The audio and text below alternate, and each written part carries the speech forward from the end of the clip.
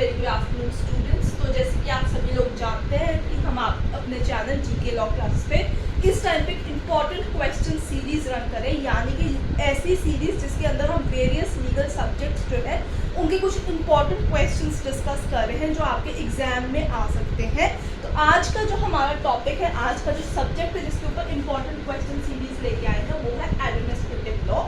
So administrative law is always considered as a part of a constitution of India and likewise. तो जब भी आपका कोई भी लीगल एग्जामिनेशन आता है तो उसके फेज 1 में एडमिनिस्ट्रेटिव लॉ जो होता ही है, जैसे आप सेबी देख लीजिए, IFSC देख लीजिए, OICL देख लीजिए या UGC का एग्जामिनेशन देख लीजिए, इन सब में आपको एडमिनिस्ट्रेटिव से रिलेटेड क्वेश्चंस डेफिनेटली मिल जाते हैं। तो आज की वीडियो हमारी एडमिनिस्ट्रेटिव लॉ कुछ इंपॉर्टेंट क्वेश्चंस के ऊपर है, तो फटाफट से अपने रजिस्टर्स निकाल लीजिए। आई होप आपने जूरिस्प्रूडेंस और कॉन्स्टिट्यूशन ऑफ इंडिया के इंपॉर्टेंट क्वेश्चंस जो है वो पेन डाउन कर लिए होंगे। नहीं किए तो वीडियोस को चेकआउट जरूर कीजिएगा। इसी के साथ अगर आप कॉन्स्टिट्यूशन ऑफ इंडिया की पार्ट 3 की वीडियो चाहते हैं तो कमेंट सेक्शन में डेफिनेटली मेंशन कीजिएगा।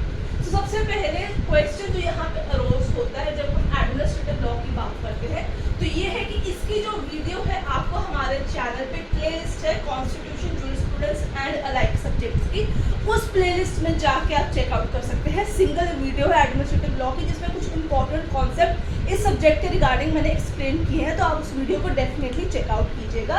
वीडियो पसंद है आज की या फिर अदरवाइज एडमिनिस्ट्रेटिव लॉ की प्रीवियस वाली तो लाइक शेयर डेफिनेटली कीजिएगा। जिससे चैनल को सब्सक्राइब नहीं किया आज हमारे चैनल को सब्सक्राइब कीजिए। तो आइए स्टार्ट करते हैं फटाफट से विदाउट वेस्टिंग एनी टाइम। सो पहला क्वेश्चन जो हम यहाँ करेंगे वो है right, which factor led to emergence of administrative law। तो वो ऐसे कौन से कारण थे जिसके द्वारा एडमिनिस्ट्रेटिव लॉ जो है वो होंद में आया इन दी 20th सेंचुरी ऑनवर्ड्स। सो इसके दो कारण हैं, यहाँ पे मैं आंसर लिख रही हूँ। ठीक है, पहला हो गया आपका change in nature of state, change in nature of right, पहला कारण ये हो गया। दूसरा limitation of judicial system, limitation of judicial system. तो क्योंकि ये आपके usually phase 1 examination MCQ basis पे होते हैं, तो आप जब अगर ऐसा क्वेश्चन आता है which is basically relating to the emergence और why administrative law has been found और मेड काइंड ऑफ क्वेश्चंस, तो उसमें आप इन दोनों डेफिनेटली पॉइंट्स को जो है वहाँ पे कंसिडर कीजिए एंड आप जो है अकॉर्डिंगली राइट आंसर मार्क कर सकते हैं। सो स्टूडेंट्स, पिछली कुछ वीडियो में मुझसे कुछ लोग पूछ रहे थे कि यहाँ पे आप एज एन MCQ नहीं बताते हैं। नहीं, हम यहाँ पे straight forward as a question and उसके करेक्ट आंसर्स आप लोगों को बताते हैं। कई बार वहाँ पे स्टेटमेंट क्वेश्चन होते हैं, definition questions, match the following और रीजन असर्शन जैसे क्वेश्चंस भी यहाँ पे डिस्कस होते हैं। Next question that talks about articles from Constitution of India, articles from the Constitution of India which are related to principles of natural justice। So natural justice से कौन से articles है रिलेट करते हैं from the constitution of India, that is article number 14 and 21। ठीक है, तो ये चीज़ आपको याद रखनी होगी। तो ये वाली जो चीज़ है आपको ध्यान में रखनी है। आगे बढ़ेंगे, अगले क्वेश्चन की तरफ चलेंगे। आई होप आपने ये पेन डाउन कर लिया होगा, नहीं किया तो फटाफट से कर लीजिए। वीडियो को पॉज करके भी आप जैसे यहाँ पे पेन डाउन कर सकते हैं। तो स्टूडेंट्स, आई होप आपको ये जो इम्पोर्टेंट क्वेश्चन सीरीज है ये पसंद आ रही है तो कमेंट सेक्शन में मुझे मेंशन करके ज़रूर बताइएगा। अगर आप कुछ चेंजेस डिमांड करते हैं तो उसके बारे में भी डेफिनेटली बताइएगा। Okay, so next question is in which case the idea of post decisional hearing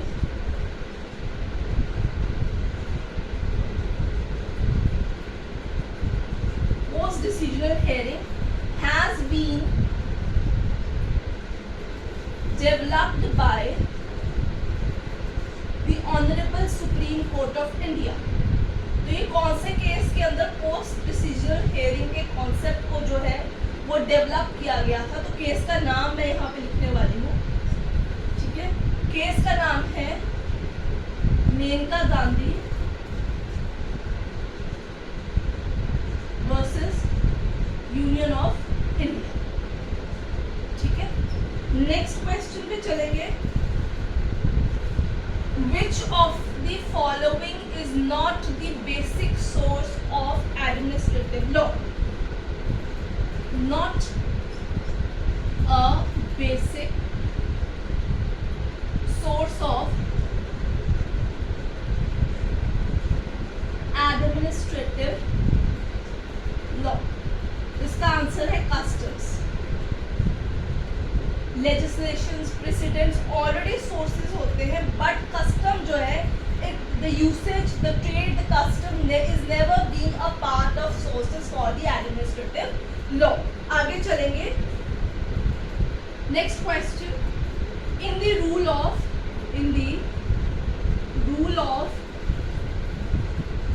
Audi alteram partum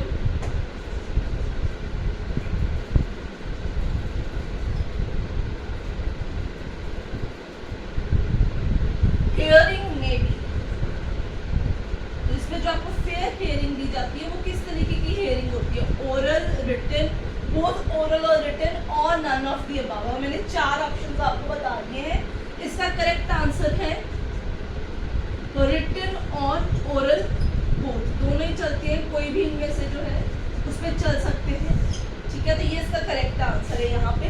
आगे चलेंगे। अगला question, rule of law related article. ये बड़ा इंपॉर्टेंट क्वेश्चन है, ये PYQ का एक हिस्सा भी रह चुका है एग्जामिनेशन में। So which article is related to rule of law in constitution of India? Rule of law related article from constitution of India. तो रूल ऑफ लॉ से रिलेटेड कौन सा आर्टिकल है आपका? That is article number 14, right. आगे चलेंगे। अगला question,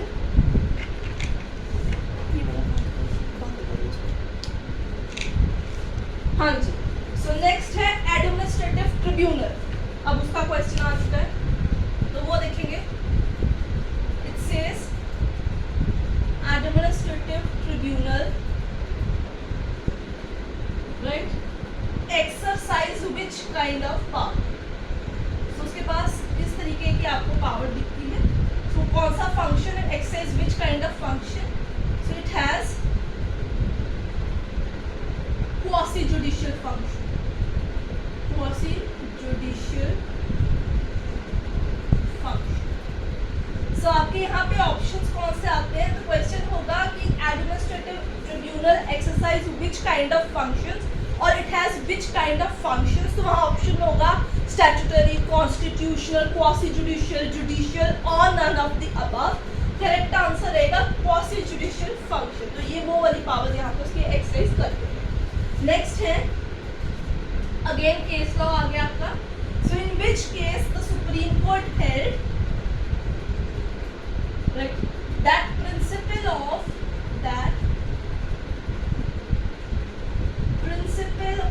natural justice are applicable, right, to administrative proceedings, to administrative proceedings. उसमें भी नेचुरल जस्टिस के हम प्रिंसिपल्स को फॉलो करते हैं। तो ये कौन सा केस है? केस का नाम लिख रही हूँ, AK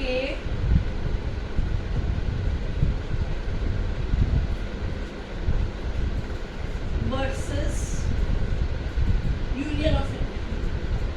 तो जो केस लॉ बेस्ड क्वेश्चंस है वो आपको डायरेक्ट ही याद करने होंगे, वहां पे सीधा ही आपका आएगा। जब भी एडमिनिस्ट्रेटिव, कॉन्स्टिट्यूशन ऐसे सब्जेक्ट पढ़ते हैं तो केस लॉस काफ़ी इंपॉर्टेंट रोल प्ले करते हैं, तो आपको केस लॉस पे काफ़ी फोकस रखना होगा। आगे चलेंगे। अगला नेक्स्ट क्वेश्चन करते हैं। आई होप सो फार आप लोगों को कोई भी डाउट नहीं है तो आप कमेंट सेक्शन में डेफिनेटली पूछ सकते हैं। अगर वीडियो पसंद आ रही है तो लाइक शेयर कीजिए, चैनल को जिससे सब्सक्राइब नहीं किया आज ही कर लीजिए। नेक्स्ट, a mandatory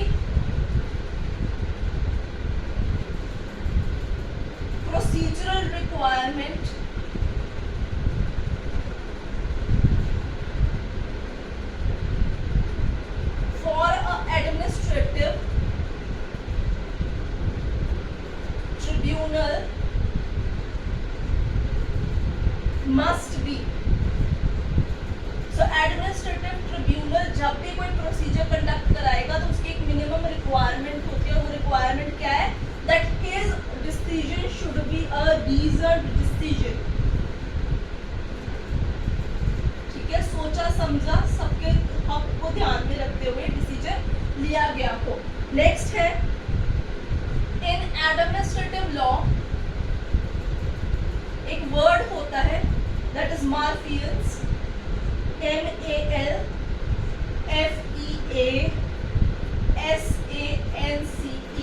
इस वर्ड का क्या मतलब होता है in the context of administrative law?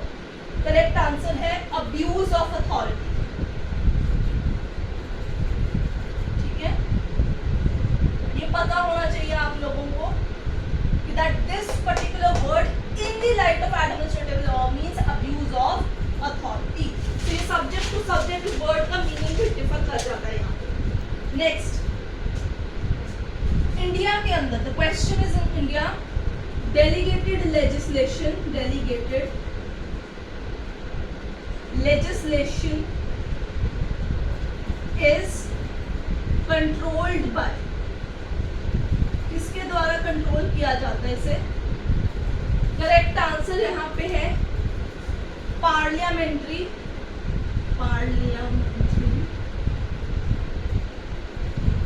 as well as judicial controls।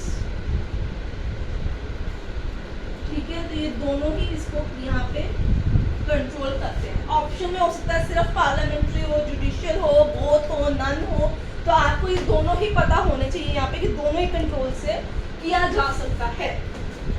आगे बढ़ेंगे, अगला क्वेश्चन, राइट। नेक्स्ट वो कहते हैं essential function of legislature is, the question is essential function of legislature is, क्या इसका essential function है? तो इसका essential function होता है determination of legislative policy and enacting that policy into a binding rule of conduct. I repeat the essential function of legislature, आप ध्यान से उसे पेन डाउन कर लीजिए।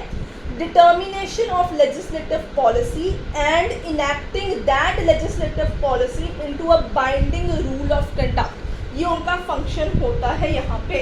ठीक है, आगे चलेंगे, नेक्स्ट लिखेंगे। हाँ जी, नेक्स्ट क्वेश्चन है, ये मैंने लिख दिया है, तो हम आगे बढ़ जाएंगे यहाँ से। अगला question, grounds for judicially attacking exercise of administrative discretion.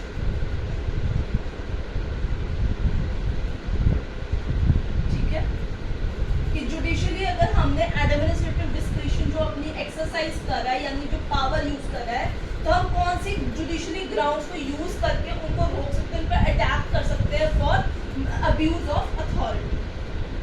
सबसे पहले कौन सा जुडिशियल ग्राउंड रहेगा? Ultra vires the law. हम कह सकते हैं कि वो जो भी डिस्क्रिशन यूज कर रहे हैं that is ultra vires the particular law, right. फिर है मैलाफाइड इंटेंशन,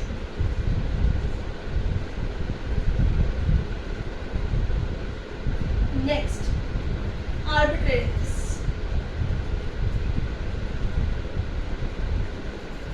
और फोर्थ है irrelevant consideration।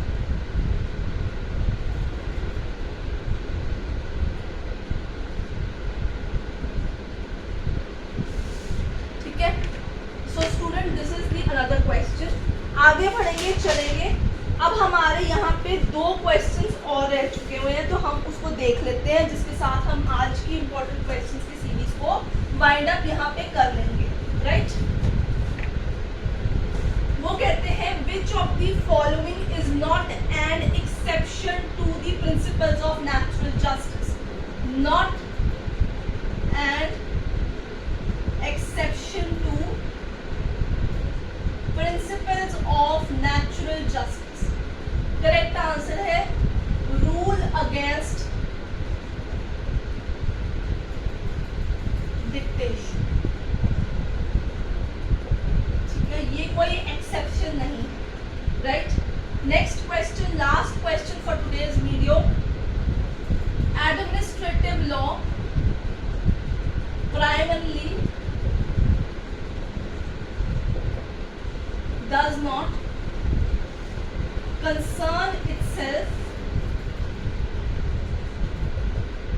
with which of the official function, with which of the official function. So private law से रिलेटेड किसी भी ऑफिशियल फंक्शन के साथ अपने आप को कंसर्न या रिलेट नहीं करता है. The answer is private law.